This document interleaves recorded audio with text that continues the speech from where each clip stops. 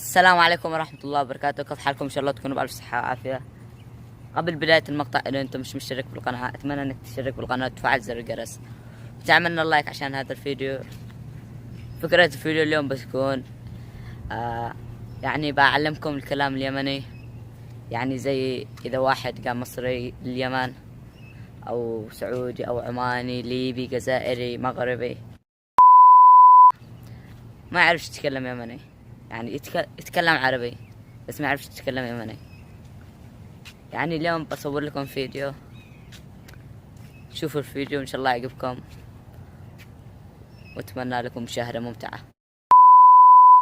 اللي ركز معي يشوف إنه اليوم التصوير واضح، صح؟ واضح التصوير اليوم كثير. نسيت ما أقول لكم، أنا ما أعرفش أتكلم سعودي بس بفعل هذا الفيديو كأنه مصري اللي راح اليمن. بتكلم مصري لأني أعرف مصر قليل، مصري كلام مصري قليل. إن شاء الله بيقع هذا الفيديو تمام. ويلا إن شاء الله إن الفيديو يعجبكم اليوم بهذا التصوير. أنا فين؟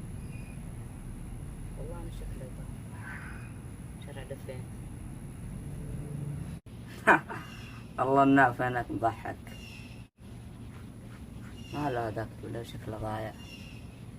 سلامات، شو مساعدة؟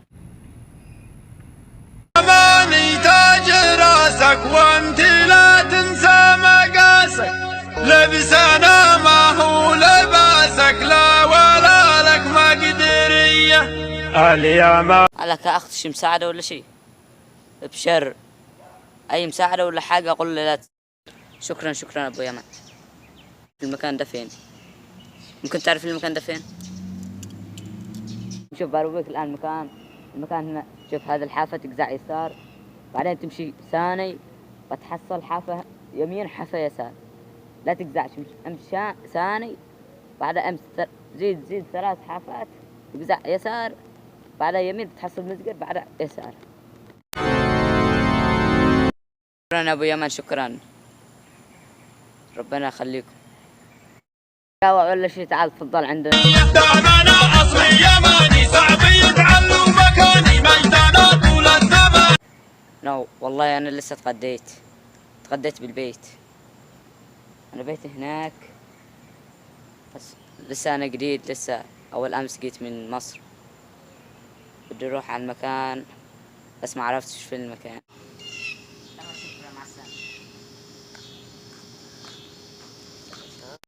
مع السلامة، الله يوفقك وييسر لك. يلا مع السلامة.